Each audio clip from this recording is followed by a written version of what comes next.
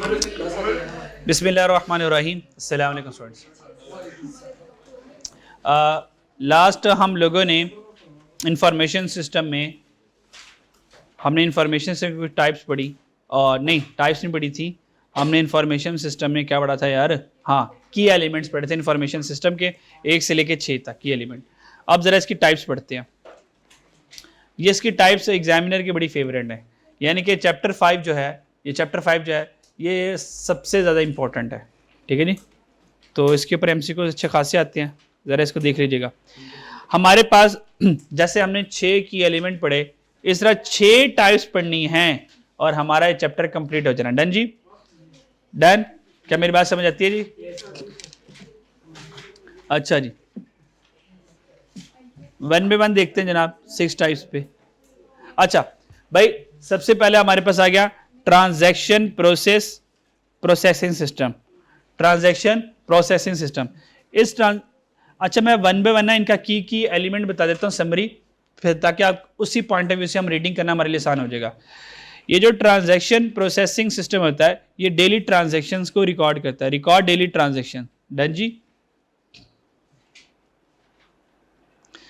Daily transactions, cell हो गया, purchase हो गया, इन्वेंट्री हो गया। फिर हमारे पास नेक्स्ट इंफॉर्मेशन सिस्टम होता है मैनेजमेंट सपोर्ट सिस्टम, जिसको एमएसएस कहते हैं। ये सारी की सारी हमारी ट्रांजैक्शन की रिपोर्ट और समरीज बना देता है। ये रिपोर्ट्स एंड समरीज बना देगा, हमें पिक्चर बना देगा, इमेजेस बना देगा, जो हमारा सारी सारी ट्रांजैक्शन होगी। फिर आ गया डिसीजन सपोर्ट सिस्टम। ये क्या करेगा? डिसीजन मेकिंग करेगी, डिसीजन मेकिंग करेंगे।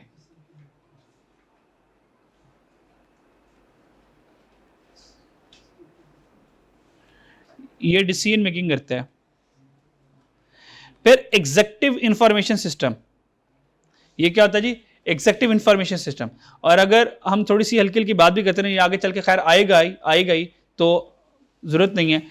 ये हमारे पास ऑपरेशनल मैनेजर यूज करते हैं, जैसे हमने ऑपरेशनल मैनेजमेंट पढ़ा था, टैक्टिकल पढ़ा था, स्ट्रेटेजिक पढ़ा था ना, ठीक है। ये वो लिया था, चल खैर ये आगे आई जगह, उसको आगे देख लेंगे, इसकी जरूरत नहीं है आगे इतनी लिखने की जरूरत नहीं। एग्जेक्टिव इंफॉर्मेशन सिस्टम क्या जी? एग्जेक्टिव इंफॉर्मेशन सिस्टम होता है, ये स्ट्रेटेजिक ओवरव्यू चाहते हैं। क्या कहते हैं जी? स्ट्रेटेजिक ओवरव्यू चाहते हैं।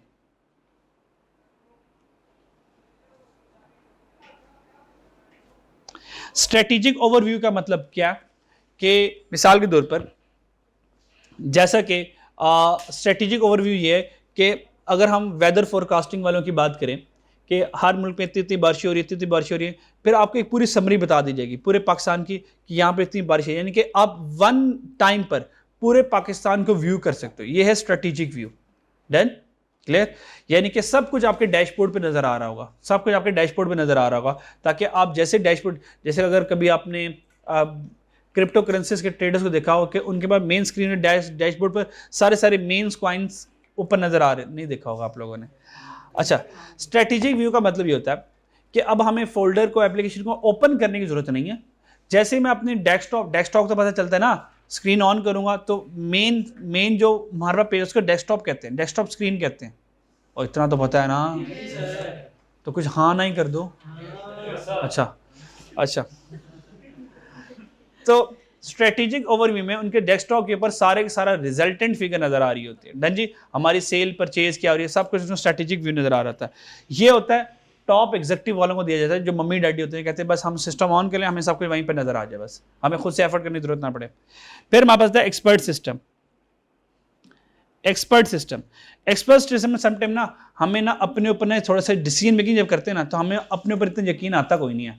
हम कहते हैं जरा सिस्टम से ही पूछते हैं कि इसके इसके इसके पॉइंट ऑफ व्यू से क्या होना चाहिए, इसकी राय जरा पूछ लेते हैं। जन जी, तो हम एक्सपर्ट सिस्टम लगाते हैं, जो कि हमें एक एक्सपर्ट एडवाइस देता है, तो जो हमें डिसीजन मेकिंग में हेल्प करता है। तो जो एक्सपर्ट सिस्टम होता है, वो डाटा को देख कर बताता है कि अब आपको कितनी एडवर्टीजमेंट करनी चाहिए, सेल कम करनी चाहिए, परचेज बढ़ानी चाहिए, प्राइस कम, क्या करना क्या चाहिए, वो हमें क्या करता है, एक एनालिसिस रिपोर्ट, एक डिसीजन मेकिंग की रिपोर्ट बनाकर दे देगा। फिर उसको देखकर मेरे लिए फैसला करना जरा आसान हो जाता है। डन। तो एक्सपर्ट सिस्टम क्या करता है, एक्सपर्ट एडवाइस करता है।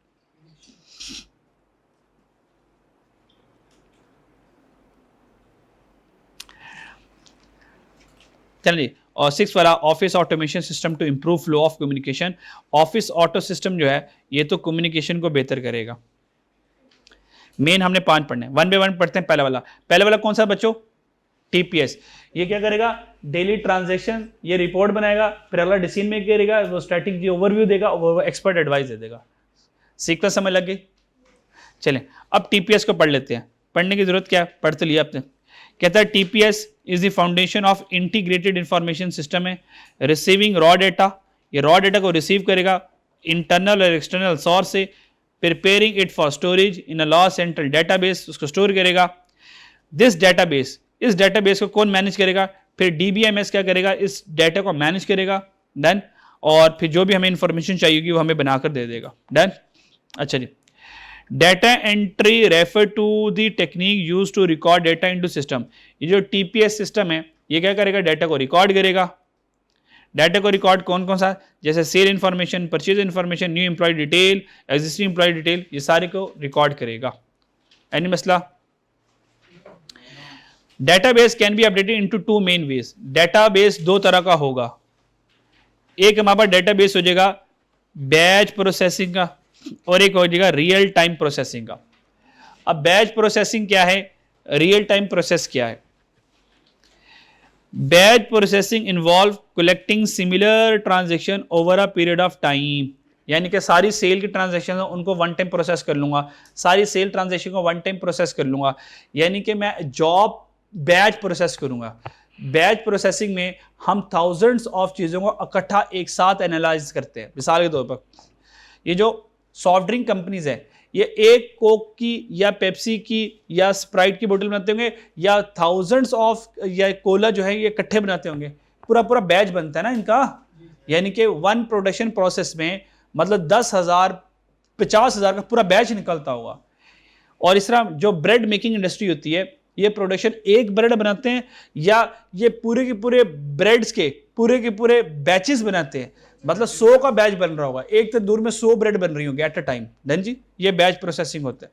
यानी कि हम क्या करते हैं, सिंगल आइटम प्रोसेस नहीं करते, हम थाउजेंड्स को, मिलियंस ट्रांजेक्शन को, बल्कि सिमिलर हो, जैसे सेल, जैसे परचेज, जैसे रिसीवेबल, जैसे पेबल, जैसे cash. It is commonly use for routine task such as monthly payroll processing. Traditional batch processing was associated with centralised mainframe system. बस ठीक है, आगे पढ़ लेना। बैच प्रोसेसिंग समझ लग गया, तो भाई पहली वाली बात जरूरी होती है, बाकी उसकी कहानी होती है। बस मेन चीज है बैच प्रोसेसिंग का कॉन्सेप्ट हमारे पास आ जाए, यानी कि हम सिंगल एंट्री को या सिंगल प्रोडक्ट को प्रोसेस नहीं करते, हम पूरे बैच को प्रोसेस करते हैं, यानी कि थाउजेंड्स ऑफ डाटा को इकट्ठा प्रोसेस करते हैं, लेकिन वो सिमिलर हो या डिफरेंट हो, सिमिलर।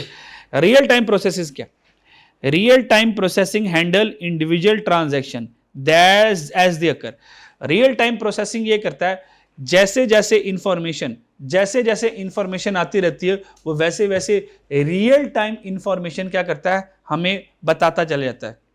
इसकी एग्जांपल ये बैच प्रोसेसिंग की और रियल टाइम प्रोसेसिंग की एग्जांपल ये, मिसाल के तौर पर अगर हम स्टॉक एक्सचेंज को देखें, स्टॉक एक्सचेंज में किसी भी कंपनी के ऊपर शेयर्स की प्राइस अप हो रही है, डाउन हो रही है, ये रियल टाइम होगा कि इस वक्त, इस लम्हे, इस शेयर की प्राइस ये है, घंटे बाद देखेंगे शेयर की प्राइस बदल जाएगी, वो उस 1 आवर का रियल टाइम होगा। तो शेयर की प्राइसेस का इंक्रीज और डिक्रीज होना, ये रियल टाइम प्रोसेस है। मेरी बात समझ आ रही है। इसी तरह अगर आपने नेविगेशन लगाई है गूगल में, गूगल मैप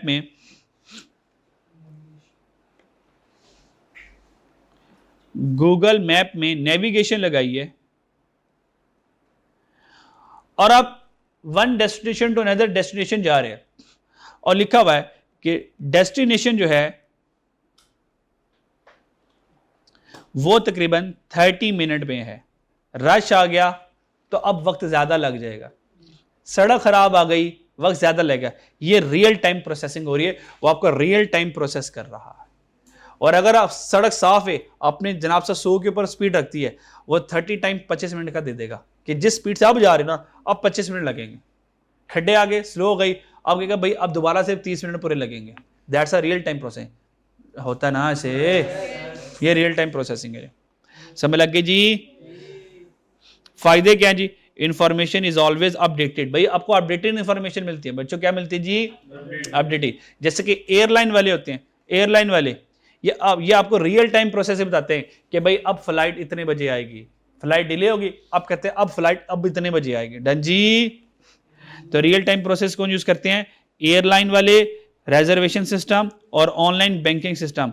ये रियल टाइम होता है, यानी कि मैं बैंक को ओपन करूंगा तो मेरे बैंक अकाउंट में इतने पैसे हैं, फिर किसी ने मुझे 1000 रुपये दिए, थोड़ी देर बाद दोबारा मैंने चेक किया, अब 1000 रुपये ऐड करके उसने मुझे बता दिया। तो that's a real time processing.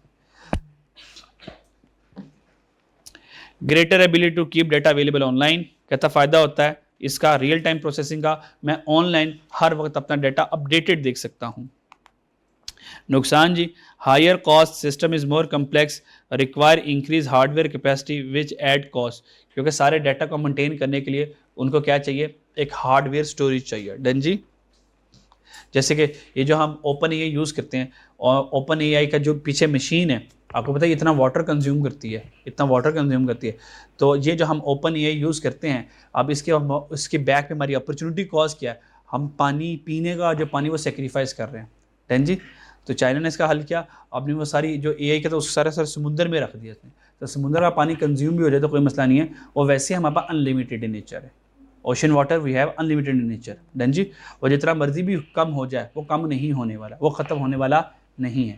Drinkable water वो स्कार्स इन नेचर है, वो लिमिटेड इन नेचर है। Ocean water unlimited in nature है। डन जी? एग्जाम्पल देख लेते हैं जनाब। टीपीएस की एग्जाम्पल है जी, समझने के लिए दो एग्जाम्पल्स हैं। एक है example of finance and accounting के एतबार से, ठीक है जी, और एक एग्जाम्पल है ह्यूमन रिसोर्स के बारे में। डन? अकाउंटिंग वाली देख लेते हैं, एचआर की देख लें। देखो मेजर फंक्शन क्या? बजटिंग बनाना, नॉमिनल लेजर बनाना, इन्वॉइसिंग बनाना, मैनेजमेंट अकाउंटिंग करना। डन? और इसके लिए हम किन नंबर ऑफ मॉड्यूल को यूज़ करेंगे? नॉमिनल लेजर का, अकाउंट पेबल को, रिसीवेबल को, बजटिंग और ट्रेजरी मैनेजमेंट का। ये टीपीएस के रिकॉर्डिंग सिस्टम है। डन जी? एचआर की बात करें, पर्सनल रिकॉर्ड, बेनिफिट कितने दे रहे हैं, सैलरीज कितने दे रहे हैं, लेबर रिटेंशन, कौन कितना पुराना लेबर है, ट्रेनिंग वगैरह सारा कुछ यहाँ पर आ जाएगा। TPS done? भाई ये इन्फॉर्मेशन को रिकॉर्ड करता है। और दो तरह के रिकॉर्डिंग सिस्टम है, बैच प्रोसेसिंग और रियल टाइम। बैच प्रोसेसिंग और रियल टाइम ये टीपीएस की एग्जाम्पल टाइप्स हैं, ये याद रखने की जरूरत नहीं है। बस बैच प्रोसेसिंग क्या और रियल टाइम प्रोसेसिंग क्या। डन जी? अच्छा जी, बैटरी डेड हो गई है, डड्डू चार्जर लगा लें। हाँ डड्डू चार्जर लगा लें, वो डड्डू चार्जर होता था ना, है ना, जब नोकिया के मोबाइल होते थे तो डड्डू चार्जर से चार्ज करते थे। हाँ वो बैटरी निकाल के डड्डू चार्जर का दिखाते थे। पावर बैंक रखा करें अपने साथ, पावर बैंक यूज करें अगर बैटरी डेड हो रही, बीपी लोअर है। ठीक है, आप लोग पहले बताते यार, आप लोगों के लिए चाय मंगवा लेते यार। अब तो क्लास खत्म होने वाली है, नेक्स्ट क्लास में पक्का, नेक्स्ट क्लास में पक्का, नेक्स्ट क्लास में पक्का। मैनेजमेंट सपोर्ट सिस्टम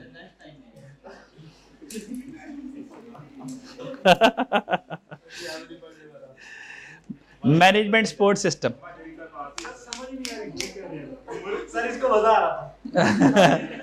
अच्छा बच्चों मैं बताता हूं, ये देखो मैं बताता हूं, ये देखो ये जो पहले वाला है ना,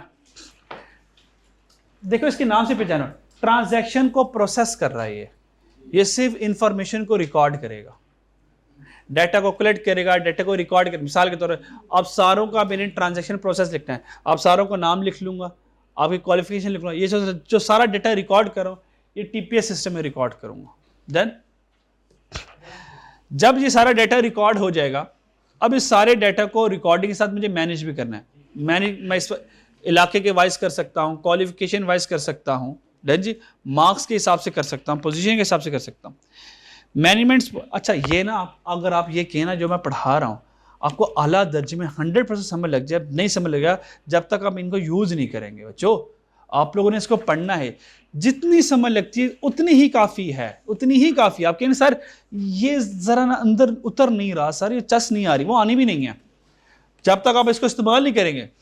मिसाल के तौर पर मैं आपको भाई, एक सबवे सर्फ गेम होती है, उसमें एक कैरेक्टर होता है, उसमें कॉइन्स कलेक्ट करने होते हैं, आप पहुंचे यहां तक नहीं पहुंचे। जब आपको आप लोगों ने इस्तेमाल कर लिया ना, अब आपको ऐसे समझ लगी है, अगर आपको ऐसे समझ लगी है क्योंकि वो आपने प्रैक्टिकली उसको इस्तेमाल किया हुआ है। बात समझ आई? किसी ऐसी गेम के बारे में बताओ जो आप लोगों ने नहीं देखी और मैं उसको बताऊं तो वो नहीं आपको समझ आएगी ना, जो मतलब जो भी है। अच्छा जी, तो ये सॉफ्टवेयर के बारे में भाई जितना जितना रिक्वायर्ड बेसिक नॉलेज है वो उतना रखना है। ये करता क्या है, हाउ टू ऑपरेट भाई जरूरत नहीं है, इंशाल्लाह जब आप फर्म में जाएंगे, इंडस्ट्री में जाएंगे, आर्टिकल्स में जाएंगे, वो जो आला दर्जे में आप यहाँ सीख लेंगे। डन। अभी से मैं बेसिक नॉलेज चाहिए कि नॉलेज ये रिकॉर्ड करता है, मैनेज करता है, भाई ये करना। डन जी। अच्छा, MSS पे आ जाए, मैनेजमेंट सपोर्ट सिस्टम।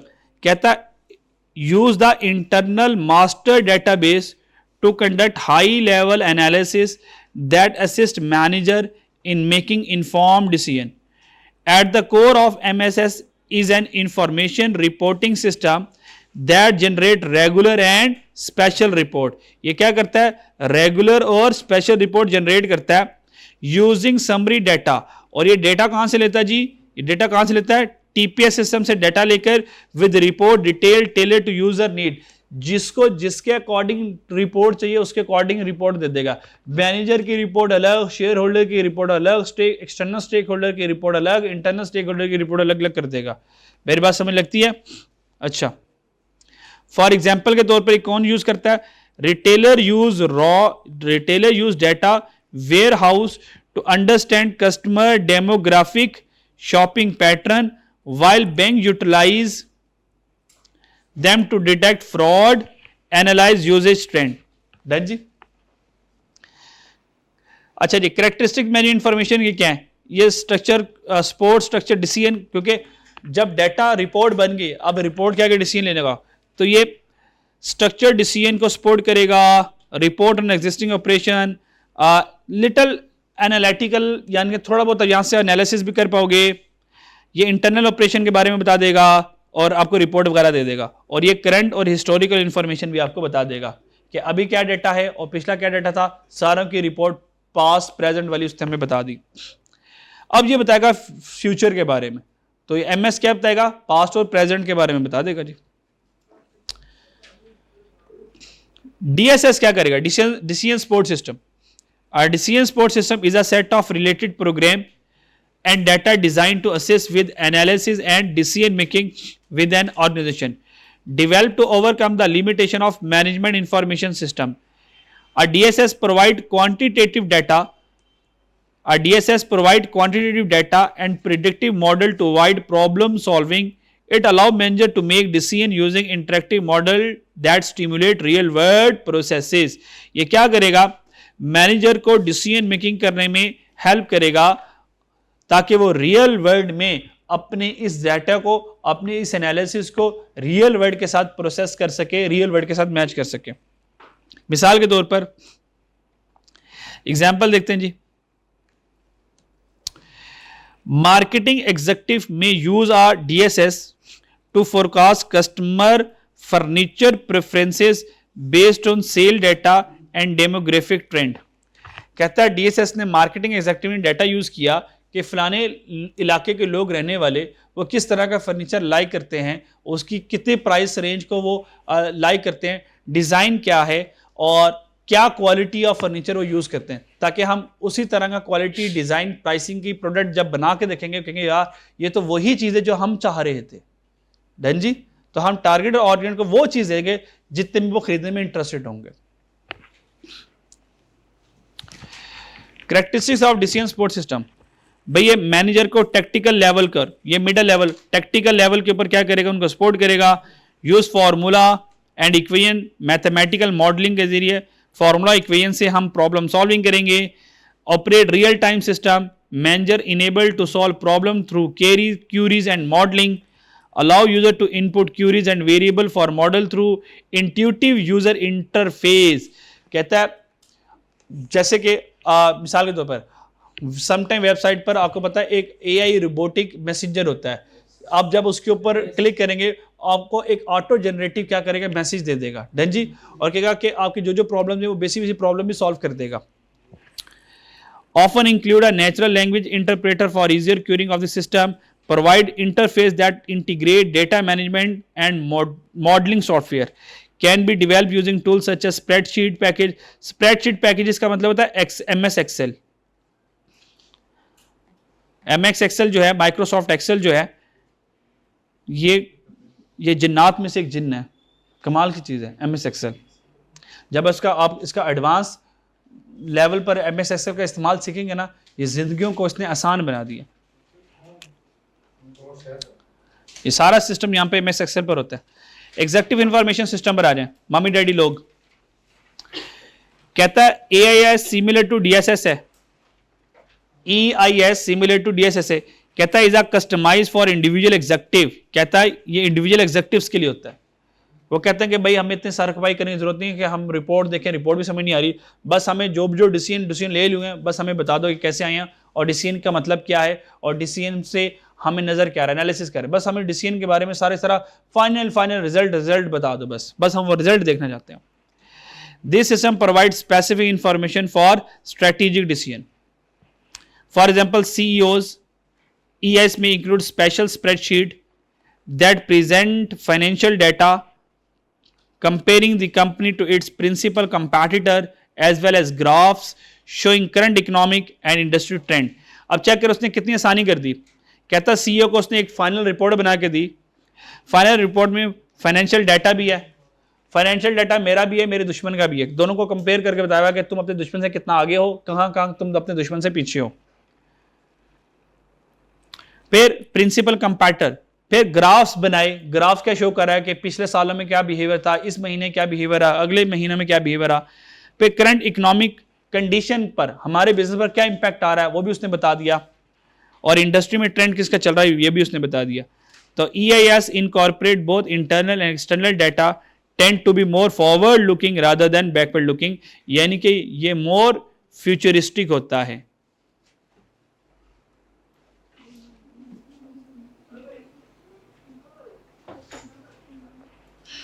अच्छा जी, EIS में क्या इंक्लूड होगा जी, help senior manager make unstructured decision with many contributing factor such as price fixing. कहता सीनियर मैनेजर को क्या करेगा, अनस्ट्रक्चर्ड डिसीजन, ऐसे डिसीजन जिनका कोई सर पैर नहीं है उसको लेने में भी हेल्प करेगा। Tend to be very expensive and real time, कहता ये पूरा सॉफ्टवेयर को लॉन्च करना और ऑपरेट करना एक्सपेंसिव है, इसके पीछे बैकएंड टीम चाहिए होगी। Often limited to use in small number of senior manager within the business, often limited to use to a small number of senior। कहता हर एक के पास नहीं होता, कुछ पर्टिकुलर मैनेजर के पास ये सिस्टम होगा और वो उनके पास होगा जिनको फाइनल रिपोर्ट और डिसीजन मेकिंग या स्ट्रेटेजिक डिसीजन करने होंगे। एक्सपर्ट सिस्टम में आ जाए, एक्सपर्ट सिस्टम हमारे पास आ गया। And EIS is a computer program that stimulate the judgement and behaviour of human की जजमेंट और बिहेवियर को क्या करेगा, स्टिमुलेट करेगा, उनको रीड करेगा, उनको समझेगा, अंडरस्टैंड करेगा।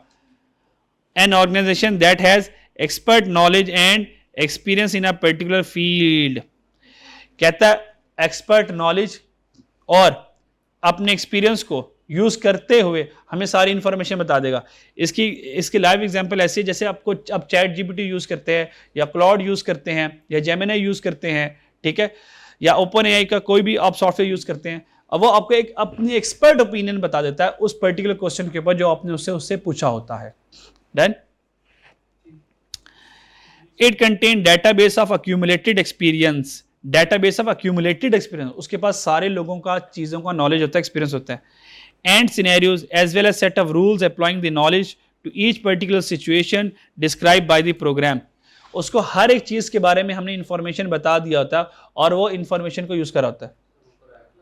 हाँ है ऊपर बच्चे बैठे हुए हैं, उनको कोई इंशाल्लाह 235 या 240 पे स्टार्ट करते हैं।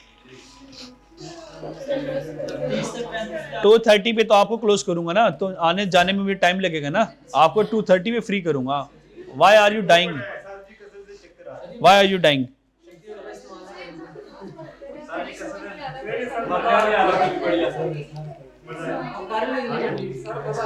समझ नहीं आ रहा? ये लेक्चर को सुन लें, ये लेक्चर हम आपके ग्रुप में अपलोड कर लेंगे, घर जाके इसी को दोबारा सुन लेंगे। अगर था तो भाई मैं आपको कम्पैक्ट बैच वाला दे देता ना लेक्चर। हाँ रोले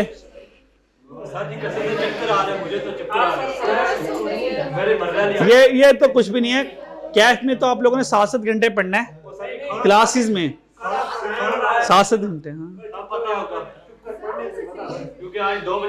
मतलब एंड पे, शुरू में नहीं, एंड में जब आपकी एक्स्ट्रा क्लासेस होंगी, कोई रिवीजन क्लासेस होंगी 7-7 घंटे की, 6-6 घंटे की क्लास होगी। ये बच्चों ये समझ आए या ना आए बच्चों, असल में ये बस ये जान लें, समझ लो का टॉपिक हो गया। बाकी मैं रीडिंग इसलिए कर रहा हूं ताकि वो बच्चे जो रीडिंग भी नहीं कर पाए, कम से कम मेरे रीड करने के साथ साथ कुछ ना कुछ तो उनके ज़हन में आ ही रहा होगा।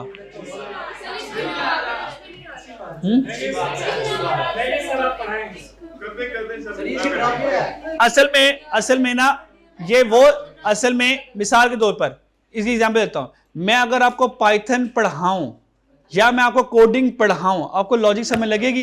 नहीं ना, क्योंकि हमारी डोमेन नहीं है, हमारा ये स्टडी नहीं है, आईटी हमारी स्टडी नहीं है, ये सॉफ्टवेयर हमारी स्टडी नहीं है, इसलिए आपको समझ लगनी नहीं है ये आला दर्जे में। मैं जितनी भी समझा लूं, क्योंकि आप आईटी के स्टूडेंट नहीं है ना, you don't have IT knowledge. मेरी बात समझ आ रही है बच्चों? आपको computer mine's basic software email का तो पता है। मैं आपको अगर पाइथन लैंग्वेज पढ़ाऊं देन क्या आपको अलिफ बेस समझ लगनी है उसकी? बच्चों नहीं लगनी, क्योंकि आप आईटी के स्टूडेंट नहीं है ना। अगर आपको आईटी की बेस होगी, फिर मैं आईटी की लैंग्वेज पढ़ाऊंगा, फिर आपको सारी सब बातें समझ आएगी।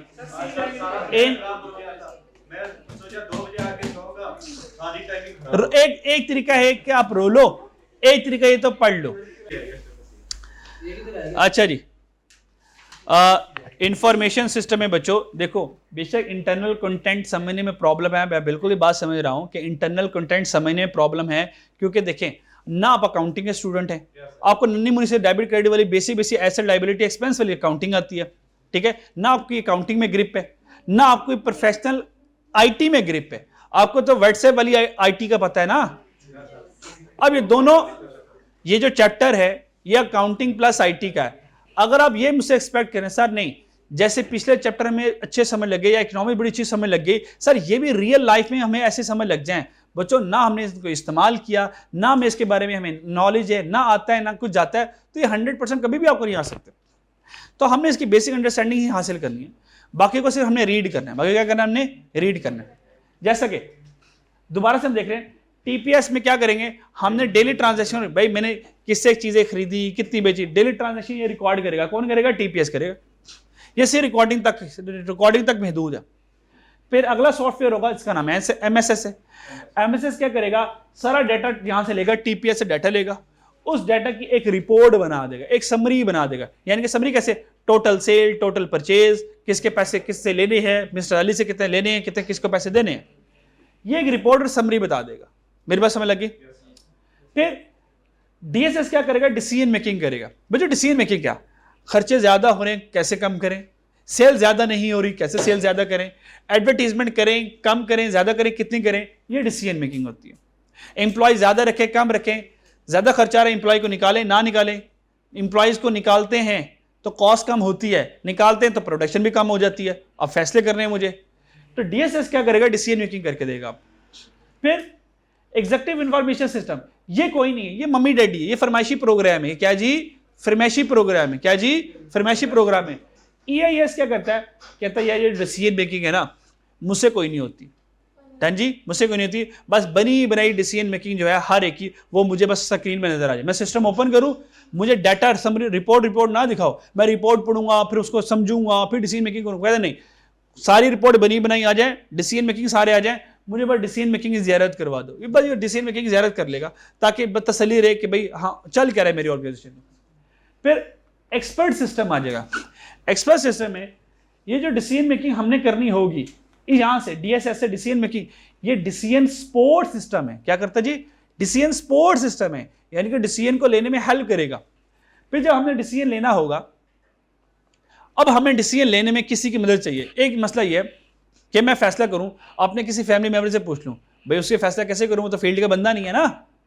मतलब मुझे अपने बिजनेस का फैसला करना है तो मैं उससे फैसला करवाऊंगा जो जिसको ये बिजनेस अच्छे से आता है। भाई बात समझ आ रही है? और मैं किसी को ट्रस्ट कर नहीं पा रहा, मेरा कंपैटिटर मुझसे बहुत अच्छा है पर उससे फैसला कर नहीं पा रहा क्योंकि उसी से तो मुझे कंपीट करना है। तो अब मुझे फैसला करने के लिए जिससे मैं मशवरा करूं, मुझे कोई बंदा नहीं मिल रहा। हमने क्या किया, यार इस सिस्टम से ही मशवरा कर लेते हैं। इस सिस्टम के पास सारा डेटा है, सारी कहानी तो उसकी मेरी पता है ना। तो हम एक्सपर्ट सिस्टम पूछते हैं, एक्सपर्ट सिस्टम बताएं तुम्हारे लिहाज से हम ये प्रोडक्ट को मार्केट में लॉन्च करें ना करें, अगर करें किस इलाके में करें, अगर किस इलाके में करें तो बताओ कितने की करें, और क्या ख्याल है एक महीने में कितनी बिक जाएंगी, ये सारा कुछ मुझे फैसला करके बताओ जरा।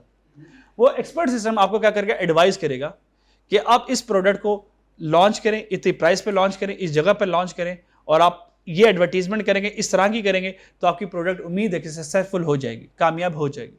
तो अब हम क्या करेंगे, एक्सपर्ट एडवाइस लेने के बाद हम एक हतमी फैसले के नतीजे पर आ जाएंगे। बस ये जानना आप लोग। अब इसकी डिटेल में जो मुश्किल टर्मिनोलॉजीज आ रही हैं उनको रीड करना, कब समझना है बच्चों, कब मेमोराइज करना, मैंने कब कहा, उनको रीड कर लो, कहानी की तरह रीड कर लो, एक बार नजर से गुजार लो, नजरों से गुजारना से। मैं कब कह रहा हूं उसको बैठ कर रट्टा लगाओ। डन, अंडरस्टैंडिंग आ गई। अब रीडिंग करनी है। डन जी, जितनी समझ आ जाए काफी है, जितनी समझ आ जाए काफी है। जो समझ नहीं आ रहा कोई मसला वाली बात नहीं। चलो जी, लास्ट पर आ गया एक्सपर्ट सिस्टम। एक्सपर्ट सिस्टम मैंने आपको बता दिया जी भाई, आराम से, जितने आराम से खत्म होगा। जिसने जाना चुपचाप दरवाजा खोल के चले जाए, अब मुझे कोई डिस्टर्ब ना करे। जिसने जाना चुपचाप दरवाजा खोले निकल जाए। एक तो मैं आप लोगों के लिए समझाने के लिए बैठा हूं, मैं तो जितनी जल्दी खत्म हो जाए अच्छी बात है। मैं यहाँ इस क्लास से फ्री होगा, अगले क्लास में मैं चले जाऊंगा। जिस बच्चे को जल्दी चुपचाप दरवाजा खोल के निकल जाए। डन जी। अच्छा जी, एक्सपर्ट सिस्टम में हमने देख लिया कि हमें अब मशवरा चाहिए। मिसाल के तौर पर एग्जाम्पल देखते हैं जी। Example include legal diagnostic. Legal diagnostic क्या है जी? अगर मेरे ऊपर कोई कंपनी के ऊपर केस हो गया और मशवरा करना है कि यार अगर हम केस हार गए तो कितने पेनल्टी पड़ेगी हमें, और पेनल्टी तो पड़ेगी, कंपनी का नाम भी, रेपुटेशन भी डैमेज होगी, तो कितने इसके कॉन्सिक्वेंसेस होंगे। हम एक्सपर्ट से पूछ लेंगे, वो कहेगा अच्छा ये जो सारी सूरत उसने केस की, आपने सबूत दिए, ये तो हमें डर है कि केस आप हार जाओगे, और जब केस आप हारोगे तो ये भी डर है कि 40% आपको डैमेजेस पे करने पड़ेंगे। डन जी। तो अब जब मुझे पता चलेगा 40% डैमेजेस, मैं कहूँ अमाउंट, उसने कहा 10 लाख आपको पे करने पड़ेंगे, ये मैंने एक्सपर्ट से पूछ लिया। फिर हमने उस क्लाइंट को बुलाया, हमने कहा यार क्या कोर्ट की कचहरी में जाना, तू भी जलील मैं भी जलील, 5 लाख में सेटलमेंट कर लेते हैं। 5 लाख में सेटलमेंट हो गई। हालांकि उसने कहा था 10 लाख लगने, तो 5 लाख में मुझे वारे में था ना, तो मैंने बदनामी से भी बच गया, जुर्माना मैंने तो हारना ही था, मैंने 5 लाख में सेटलमेंट कर ली, वो भी खुश मैं भी खुश। ये फायदा था एक्सपर्ट सिस्टम का। इस तरह मेडिकल डायग्नोस्टिक में भी समटाइम कुछ ऐसी बीमारी होती हैं जो ट्रेसेबल नहीं होती हैं, इससे तो ब्लड रिपोर्ट करवाते हैं। आपको की जो बीमारी होती है, डॉक्टर क्या कहते हैं, पता नहीं चला यार आपका मसला क्या, आपके सर पेन, डॉक्टर साहब पेन हो रही है, वो कह रहे हैं यार सब कुछ सेम है, पेन किलर खा लो। डॉक्टर साहब पेन किलर खा लेते हैं, लेकिन पेन किलर के बाद असर खत्म, दर्द फिर स्टार्ट होती है। डॉक्टर कहते हैं बज़ाहिर आप तो सही हो, कहता अब फर्दर डायग्नोस्टिक के लिए आप ये टेस्ट करवाएं, फिर आपका रिपोर्ट, वो कौन करता है, वो एक्सपर्ट सिस्टम करता है, सारा का सारा एक्सपर्ट सिस्टम होता है। वो बताता है कि इसके फलाने हिस्से में ये रेंज आ रही है इसकी। तो मेडिकल डायग्नोस्टिक में हमें हेल्प होती है। फिर डॉक्टर उस रेंज को देखकर आपको ट्रीटमेंट देता है, भाई आप ये मेडिसिन 1 हफ्ते तक यूज़ करें या 15 दिन तक यूज़ करें, या फर्दर आपको आप सर्जरी करवानी पड़ेगी। डन जी। Processing a loan on application, social level program, for example that play chess. आपको पता है एक्सपर्ट सिस्टम जो है, आपको पता है एक कंप्यूटर भी चेस खेलता है, वो एक्सपर्ट सिस्टम है, उसके बाद डिसीजन मेकिंग की पावर है। और वो आपके पास डिफरेंट, अगर आप चेस गेम डाउनलोड करें तो बिगिनर, मिडल और प्रोफेशनल 3 लेवल आते हैं। आप जरा उससे चेस खेल के देखें, वो आपको हरा देगा 1 मिनट में, उसके बाद इतनी तगड़ी डिसीजन मेकिंग पावर है। डन जी। तो उसके पास वो that is called the expert system, जो ऑटोमेटेड चल रहा है। डन।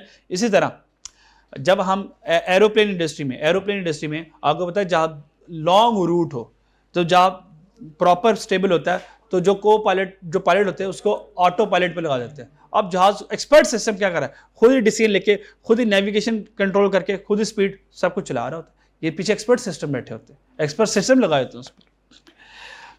अब इससे ज्यादा तो मैं नहीं एक्सप्लेन कर सकता ना, मैं खुद आईटी का टीचर थोड़ी हूँ, अकाउंटिंग आती है, इकोनॉमिक्स आती है, उसके बाद बात हो सकती है। जितनी आती है उतनी मैं आपको बता रहा हूँ। डन जी। फिर अगली बार ऐसा करेंगे, आईटी के टीचर से कहेंगे भाई तू पढ़ा, वो फिर लेवल का पढ़ाएगा माशाल्लाह, उसका अपना सब्जेक्ट है फिर। डन जी, क्लियर। अच्छा जी, expert system are most effective when the following precondition exist. कहता है एक्सपर्ट सिस्टम की प्री कंडीशंस क्या है, वो ये एमसीक्यू से पूछ सकता है वो। कहता है the problem is reasonably well defined. क्या प्रॉब्लम का पता होगा तो वो क्या करेगा, हल करेगा। The expert can define some rules, वो कुछ रूल्स को डिफाइन करेगा फिर डिसीजन करेगा। Problem can not be solve through conventional transaction process system. कहता नहीं, सिस्टम के तहत आओगे तो फिर मसले का हल बताऊंगा। The expert can release to focus on more difficult problem. कहता मोर डिफिकल्ट प्रॉब्लम्स को क्या कर देगा, expert can be release to focus on more difficult, जो मोर डिफिकल्ट प्रॉब्लम्स हैं अगर आप उसको बताएंगे तो फिर वो उसके बारे में बात करेगा, नहीं बताओगे तो नहीं करेगा। The investment is cost justified. अगर आप इसके ऊपर पैसा खर्च कर रहे हो तो वो उसको हलाल भी करेगा, आपको फायदा भी देगा उसका। Done. Some other specialize system, ये वो थे जो हमने 6 पढ़ लिए।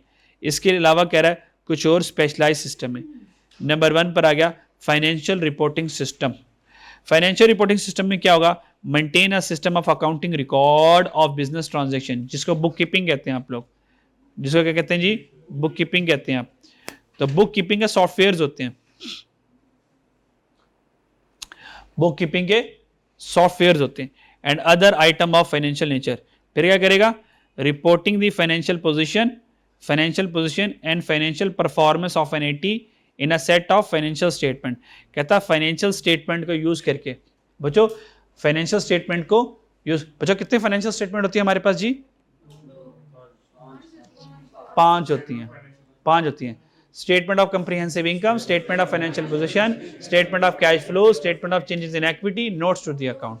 ये 5 फाइनेंशियल स्टेटमेंट्स हमारे पास होती हैं जी। कहता है 5 फाइनेंशियल स्टेटमेंट को यूज करेगा तो फिर फाइनेंशियल परफॉर्मेंस और फाइनेंशियल रिपोर्टिंग हम क्या करेंगे, कर पाएंगे कि कंपनी की क्या पोजीशन है। और इन 5 फाइनेंशियल स्टेटमेंट यूज करके, रेशियो एनालिसिस यूज करके, अकाउंटिंग सॉफ्टवेयर यूज करके हम क्या करेंगे, कंपनी की इवैल्यूएशन करते हैं, कंपनी कितनी स्ट्रांग है, एसेट कितने, लाइबिलिटीज कितनी है, ये कितना इसने उधार से चल रही है, कितना इक्विटी से चल रही है, कितना रियल प्रोग्रेस कर रही है।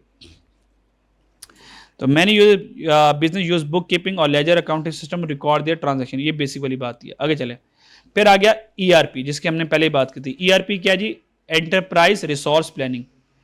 ERP is a cross functional system driven by integrated suite of software modules. इसमें एक से ज्यादा सॉफ्टवेयर मॉड्यूल्स होते हैं, supporting the basic internal process of a business. ये बिजनेस सारे इंटरनल मामलात को संभालता है। The system incorporate a real time view. ये क्या करता है जी, रियल टाइम व्यू बिजनेसेस के प्रोवाइड करता है। जैसे ऑर्डर प्रोसेसिंग में रियल टाइम व्यू होता है। अगर आपने कभी ऑर्डर दिया हो, मिसाल के तौर पर ये real time view order process में होता है कि अगर आप दराज से कोई चीज मंगवाएं तो कहता है कि अभी आपकी पैकिंग हो रही है ना, ऐसी है ना भाई, अभी आपकी क्या चल रही है, पैकेजिंग चल रही है। फिर वो कह दिया अभी आपकी शिपिंग चल रही है। फिर अभी आपका फॉर एग्जांपल आपकी जो मेन सिटी है उसके ऑफिस में आ गई है। फिर क्या कर दिया, आज आपको डिस्पैच हो जाएगी। ये रियल टाइम प्रोसेसिंग चल रहा होता है। देन इस तरह इन्वेंट्री मैनेजमेंट, जैसे फाइफो में, एफको में अपनी इन्वेंट्री को मैनेज करना है, और कैप 5 में इन्वेंट्री मैनेजमेंट के पूरा एक चैप्टर पढ़ेंगे। जब इंशाल्लाह ताला आप कैप 5 पढ़ेंगे, cap 5 that's a management accounting. Management accounting में हम प्रॉपर इसका इन्वेंट्री मैनेजमेंट का पूरा एक चैप्टर पढ़ाते हैं, जिसमें इन्वेंट्री कितनी रह गई है, कब मंगवानी है, कितनी मंगवानी है, कैसे मंगवानी है। तो उसमें ईआरपी का सॉफ्टवेयर इस्तेमाल हो रहा होता है। Production business resource, ERP system track business resources, cash, raw material, production capacity, personal, इन सारों का रिकॉर्ड रखना है कैश कितना आ रहा है कितना जा रहा है, कहता है ये ईआरपी सारा रिकॉर्ड रख लेगा, ठीक है, यानी कि कैश के पूरे अकाउंट को मैनेज कर लेगा, पैटी कैश सिस्टम को क्या कर लेगा, मैनेज कर लेगा, कैश रिसीट कैश पेमेंट को क्या कर लेगा, मैनेज कर लेगा। मैनेज कर लेगा मतलब ये कि इतना कैश है इतना एक्सपेंस है, ऑटोमेटिकली रिकॉर्ड करता रहेगा। नेट एट द एंड बताएगा कि कैश सरप्लस में आ रहा है डेफिसिट में आ रहा है। कमिटमेंट भी, ERP system also track the status of commitment such as purchase order पूरा हुआ या नहीं हुआ, एम्प्लॉयमेंट कॉस्ट, कस्टमर ऑर्डर पूरे हुए कि नहीं हुए, तो ट्रैकिंग इज कंटिन्यूसली अपडेटेड। तो ERP क्या करेगा, बिजनेस के इंटरनल मामलों को कंटिन्यूसली ट्रैक करता रहेगा ताकि उसकी परफॉर्मेंस इवेल्यूएट होती रहे। ERP system use by small medium and large firm in Pakistan. तो पाकिस्तान में स्मॉल मीडियम और लार्ज फर्म सारी ERP यूज करते हैं। अब ERP सिस्टम में कौन कौन से सॉफ्टवेयर हैं, नाम जैसे क्विक बुक हो गया, ठीक है, जो कि हमारे पास अकाउंटिंग के लिए, इन्वेंट्री मैनेजमेंट के लिए और पे रूल के लिए हम क्विक बुक नॉर्मली यूज करते हैं, ठीक है। मीडियम साइज फर्म जो है वो कौन सा यूज करते हैं, अच्छा स्मॉल फर्म ERP यूज करते हैं, सस्ता है, ये चीपर है, ये सस्ता आ जाता है, 30,000 20,000 50,000 के अंदर अंदर ही आ जाता है। फिर सैप यूज करते हैं, सैप को यूज करते हैं मीडियम फर्म जो है वो सच है सैप बिजनेस वन एक ये यूज कर सकते हैं। माइक्रोसॉफ्ट डायनेमिक 360 एक ये सॉफ्टवेयर है, ये मीडियम फर्म यूज करती हैं। फिर ओडो यूज कर सकती हैं, ठीक है जी। ऑफरिंग फीचर फॉर फाइनेंस, जिससे वो फाइनेंस, CRM, इन्वेंट्री और ऑपरेशन को क्या कर सकते हैं, हैंडल कर सकते हैं। लार्ज फर्म क्या करती हैं जी, large firm high end ERP system, यानी कि ERP सिस्टम का advance level, high end ERP system such like SAP S और 4 HANA, उसके बाद ओरेकल, फिर ओरेकल ERP क्लाउड का मतलब है कि सॉफ्टवेयर को आप कहीं भी किसी भी जगह पर एक्सेस कर सकते हैं, आपके पास whole of the world access होगी, जैसे आपके पास क्लाउड स्टोरेज होती है ना, ऑनलाइन अपने डाटा को कहीं पर भी किसी भी सिस्टम से आप पासवर्ड डालें तो आप एक्सेस कर सकते हैं। माइक्रोसॉफ्ट डायनेमिक 365 किसके लिए, फाइनेंस एंड ऑपरेशन के लिए, जो कि कॉम्प्लेक्स ऑपरेशंस को सारे के सारे को हैंडल कर लेगा, ये आपके पास ERP होता है। देन लास्ट हमारे पास रह गया जी इंफॉर्मेशन सिस्टम, क्या जी, इंफॉर्मेशन सिस्टम। इंफॉर्मेशन सिस्टम वही मैंने आपको पढ़ाया हुआ है कि ऑपरेशनल होगा, टेक्निकल होगा और स्ट्रेटेजिक होगा। देखिए लेवल ऑफ इंफॉर्मेशन सिस्टम में आ जाए, ये MCQs में बस इतना ही याद रखना जितना इस टेबल में मैंने लिखा हुआ है, ये MCQs में लाजमी पक्का आता है। सीनियर लेवल के लिए स्ट्रेटेजिक होता है और EIS ये यूज करता है। EIS कौन यूज करता है, सिस्टम, ये रट्टा लगा के जाना है, एग्जामिनर इसी को पूछेगा आपसे, EIS कौन, हाँ बस सारा टॉपिक का ये थीम है, निकलना है, ये पूछेगा आपसे, बाकी सारी रीडिंग थी, हाँ ये पूछेगा और वहां से जो इनके नाम है वो पूछेगा बस। फिर MIS, ये MCQ देखना, ये वाले MCQ आने आपको, ये वाले, हाँ बस यही पूछेगा, बाकी सारी रीडिंग हो, सारा फजूल कंटेंट है, बस पढ़ना ही आपने, ये पढ़ा देता मैं कहता EIS है, फिर ये है क्या, ये कैसे पता चलता, बच्चों वाली बात है ना फिर ये। हाँ MIS DSS ये कौन यूज करता है, ये मिडिल लेवल यानी कि टेक्निकल वाले यूज करते हैं, और आपको पता ऑपरेशनल वाले TPS यूज करते हैं। ये मेन MCQ जहां से उसने ये बना के देना, डन जी। ऑपरेशनल लेवल के, ऑपरेशनल लेवल है क्या, टेक्निकल है क्या, स्ट्रेटेजिक है क्या, इनके ऊपर सेपरेटली वो MCQs पूछेगा। ये तो सॉफ्टवेयर के लिए MCQs था, ये तो नेचर ऑफ डिसीजन मेकिंग है, जो लेवल ऑफ मैनेजमेंट ये तो अलग चीज है ना भाई। ऑपरेशनल लेवल में क्या होगा, आसान है, जो डे टू डे एक्टिविटीज को देखेगा, डे टू डे एक्टिविटीज को देखेगा। मिसाल के तौर पर daily cell report, daily production, जो डेली इंफॉर्मेशन को, डे टू डे एक्टिविटीज को देख रहा होगा, चीजें खरीदना, बेचना, तनख्वाहें देना, बिजली का बिल देना, चीजें खरीद, ये सारा कुछ डन जी। जो कि आपके ऑपरेशनल एक्सपेंसेस है इनकम स्टेटमेंट में, other expenses, advance expenses, selling distribution expenses, ये सारे सारे कौन है, ऑपरेशनल लेवल के। फिर आता है मिडिल लेवल, मिडिल लेवल वाले क्या करेंगे जी, the middle level use journal overseas activity of operational management, ये ऑपरेशनल मैनेजमेंट के सारे सारे काम को देखेंगे। This include middle level manager, head of department, supervisor, ये हजरात इसमें होंगे, ऑपरेशनल में वर्कर और एम्प्लॉयज होंगे। They take tactical unstructured decision partly based on set guidelines and judgement, share holder ने, मालिकों ने इनको कुछ डिसीजन मेकिंग का राइट दिया होगा कि यार ये छोटे मोटे डिसीजन जो है ये तुम ले सकते हो। मिसाल के तौर पर हमें मटेरियल को परचेज करना है, डन। अब ये वो भाई कहां से परचेज करना है, वेंडर कौन सा होगा, सप्लायर कौन होगा, कहता भाई ये फैसले खुद ही कर लो, ठीक है। लेबर को हायर करना है जी, लेबर को निकालना है, कहता शेयर होल्डर कहता भाई हमसे क्यों पूछ रहे हो, ये छोटे बड़े डिसीजन तुम हमसे खुद ही कर लो। लेबर को हायर करना है, फायर करना है जी, भाई ये खुद कर लो जी, डन जी, ठीक है। प्राइसेस का इंक्रीज करना है, डिक्रीज करना है, कहता ये भी कर सकते हो, डन। लास्ट में सीनियर लेवल क्या करेंगे, मेक अनस्ट्रक्चर और स्ट्रेटेजिक डिसीजन करेंगे। They are concern with the long term planning, उन्होंने लॉन्ग टर्म प्लानिंग करनी होगी और इनकी प्लानिंग चलेगी 3 से 5 साल तक। स्ट्रेटेजिक इंफॉर्मेशन में क्या क्या होगा, कहता है strategic information support senior management director in setting the overall direction of the business. Second, long term planning करेंगे, डिसीजन मेकिंग करेंगे। Strategic information include internal data such as organisation की परफॉर्मेंस, रिसोर्सेज, एक्सटर्नल इंफॉर्मेशन। और example सादी की बात करें, मिसाल के तौर पर अगर मुझे प्रोडक्ट को डिसकंटिन्यू करना हो, अगर मुझे बिजनेस लोकेशन को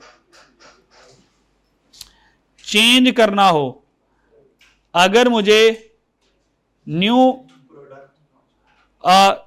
प्रोडक्ट या न्यू फ्रेंचाइज ओपन करनी है, न्यू ब्रांच ओपन करनी है, तो भाई ये फैसले सारे स्ट्रेटेजी होंगे, सीनियर लेवल वाले सारे फैसले करेंगे। चैप्टर खत्म।